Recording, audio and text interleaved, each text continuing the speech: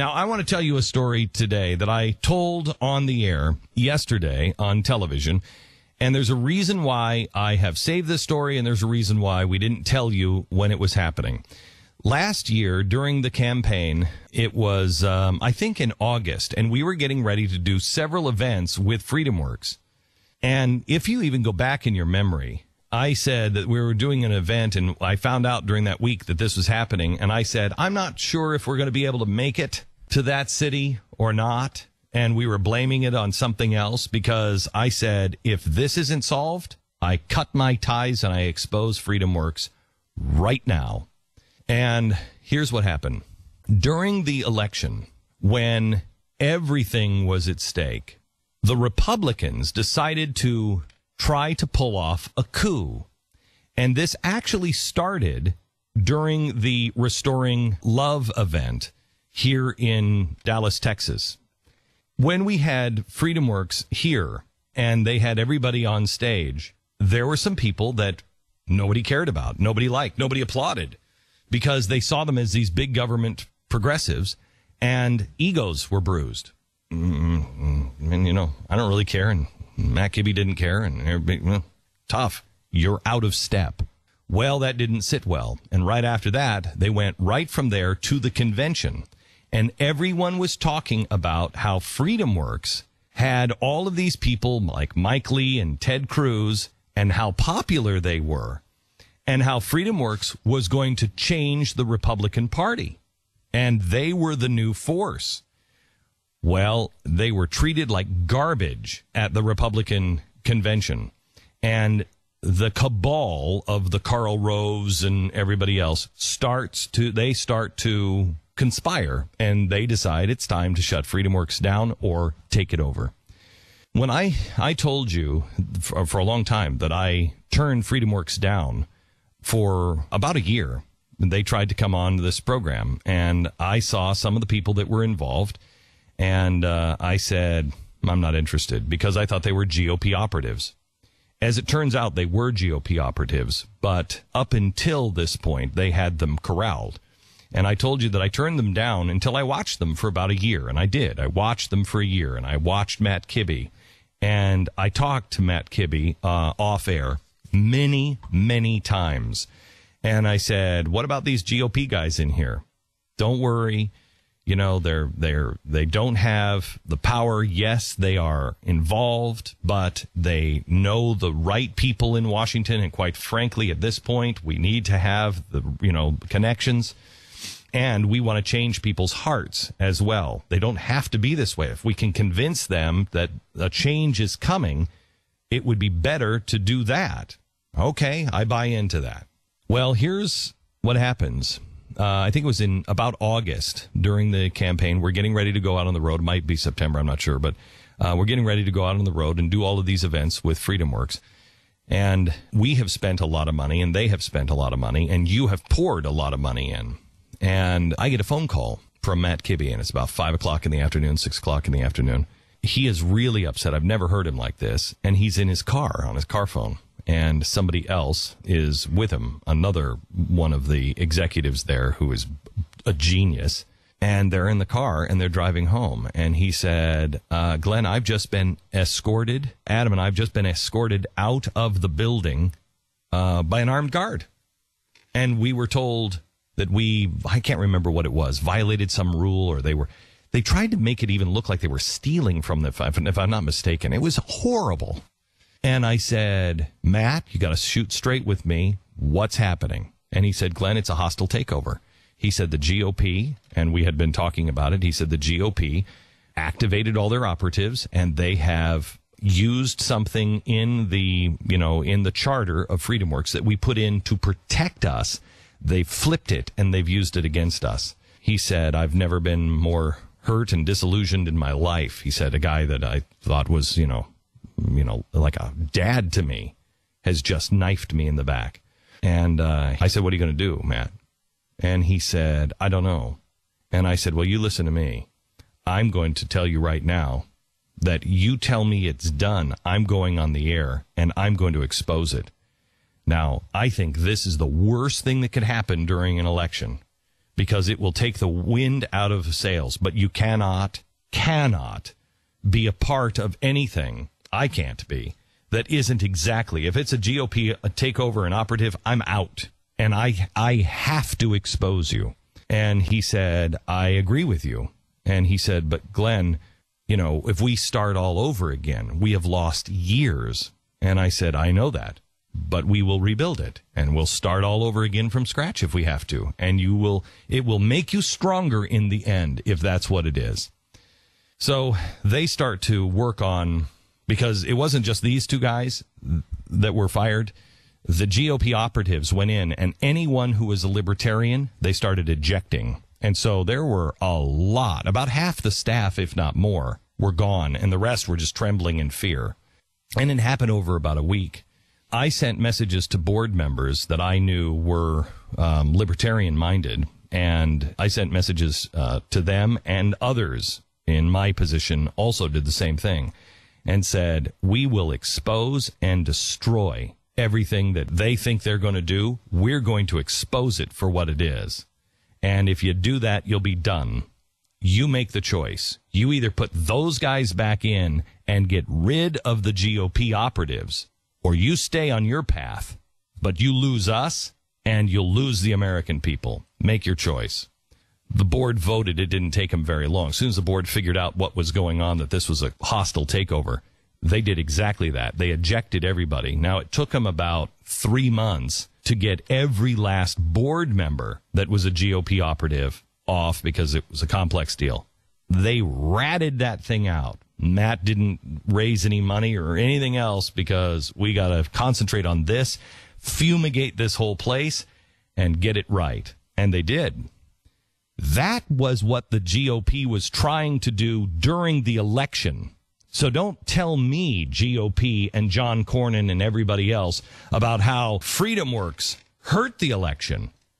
You tied their hands during the last election. And when the American people really understand who you are and who you're willing to destroy and how you're willing to go in and take an organization that people believe in, and they've given their hard-earned money to fight for the Constitution, and you'll go in and try to seize that money and use it for your own purposes, they're done with you. They're done with you. Now, I didn't say anything about it during the election, because I would have if it would have been done, but it took about a week to get him back in, maybe just a couple of days. As soon as we knew he was back in, we went on the road and we continued our things. And I didn't say anything because, quite honestly, I looked at my wife when I first heard it and I said, we're done. If they can do this, these guys can do anything. And it just took the wind out of my sails for about 2 weeks. I was just hammered from it. And I didn't want to tell you because I didn't want you to be hammered, because it was being fixed. But I told you on the air, there is something happening behind the scenes that I think is the most important political story to happen in the year.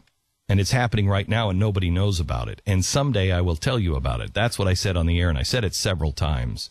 Now I'm telling you about it right now, not only because it can be told. It was told, I think, in the Washington Post in bits and pieces, and it was told in the Nation, I think, in bits and pieces around the first of the year. But I never said anything about it because it didn't serve a purpose at that point. It does now, because what is happening in the GOP right now in the Senate to Ted Cruz and to Mike Lee, and in the House of Representatives to all of those who are standing up for the Constitution, and being done by people like Mitch McConnell, John McCain, Lindsey Graham, John Cornyn, John Boehner, all of those guys. What's being done right now is what they tried to do to Freedom Works. And you are the board of directors. You are the ones that can change the path. And so when I said to you last week, defund the GOP, this is why I said it. You're the board of directors. And the reason why the board of directors, they opened their eyes to all of this is because they saw, we got nothing. We got nothing. Now, luckily, these board of directors actually believe in something. And when they figured out they were being lied to, they didn't want their money in it either. They didn't want anything to do with it. That's why I'm coming to you, the board of directors, and saying, is the GOP Are they ranchers and you're cattle? Because that's the way they look at you. They don't like the fact, they want to give you the choices. They don't want the choices coming from you. They want to say this guy or this guy. And you say, well, it's the lesser of two evils. I guess I'll take that guy. That's the way they want it. They don't like it that you pick somebody from the ranks that they don't have control over. And this is the end game, just like it was with FreedomWorks. If FreedomWorks would have lost that, it would have meant that we would have been destroyed. All the work that they had done, all the work, and a lot of the credibility that the Tea Party had and everything else would have all been destroyed. It would have all been gone because it would have been then a GOP operative, and we would have had to start all over again, and we would have lost years. And I'm telling you, the same thing is happening now. But if the board of directors, you stand up and you know what's going on and you know who the bad guys are and you know who they are, but they're trying to convince you that you have no power. They're John Cornyn. They're Lindsey Graham. They're Mitch McConnell. They're John Boehner. Those are the people, and they are up for re-election. And they want you to feel like you are powerless. You can't do it. You'll never make it. And if they win, it means that it will be just a GOP that goes against all of the Constitution, and we will lose years, if not lose the fight. This fight in Washington is not about the president. It is not even about the debt. It is about the Constitution. It's not even about fairness. When they talk about fairness, the president could say, oh, okay, you want to make it about fair? Okay, all right. Let's have the individual mandate. Let's just delay it for a year. I'm glad we're going to finally talk about fairness. So now let's really talk about fairness, and we'll redistribute the wealth. It's not about fairness. It's about an equal shot. It's about everybody being free to be able to do and follow the desires of their heart. It is about top-down control for the GOP, top-down control from the DNC, top-down control from all of the agencies, top-down control from the Park Service to the president, top-down control from the Fed. You have nothing to say to the Fed. You don't even know who they are. You can't audit them. You know nothing about them. Top-down control. It's not about fairness. It's not about debt. It's about bottom-up control. We, the people, equal justice, an equal chance, because all men are created equal. We just want the chance to be who we believe we can be. In case you just joined us, our episode already in progress. When we last left you, we told you what was happening with the GOP and a hostile takeover of FreedomWorks, an attempted hostile takeover of FreedomWorks during the last election. In the heat of the election, the GOP and their operatives decide to throw a monkey wrench into everything that we were doing and try to stop it. And it was butt ugly.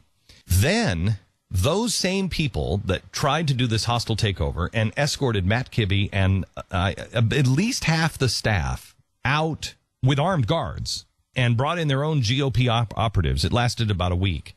Those same guys, when the board finally met and found out what was going on, and they decided, no, we're not with you.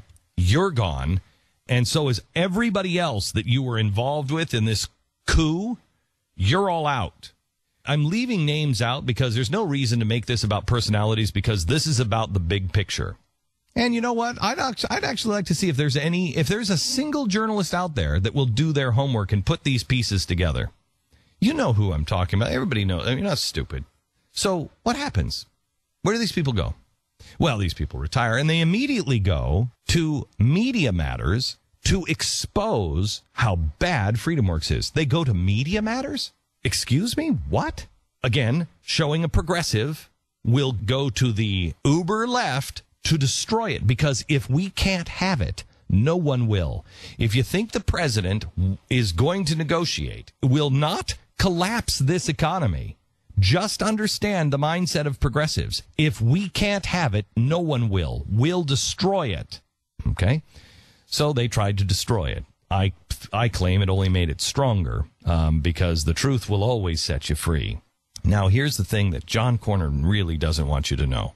I want somebody, some enterprising reporter, to go in and look at who is on the John Cornyn election staff. See if you can find anything. Now, Tea Partiers, I would suggest you do this because I know there was a big Tea Party summit here in Texas. And some of these former Freedom Works people that had been kicked out by the board, they show up. And they're surprisingly the only ones supporting John Cornyn. Huh. Now, that kind of set the Tea Party. They were like, what are you even talking about? No, you don't know. And they're just like you. Remember, they're just like you. They're a wolf in sheep's clothing, or as Nancy Pelosi says, a sheep in sheep's clothing, which really doesn't make any sense. But they're a wolf in sheep's clothing. And so what's happening?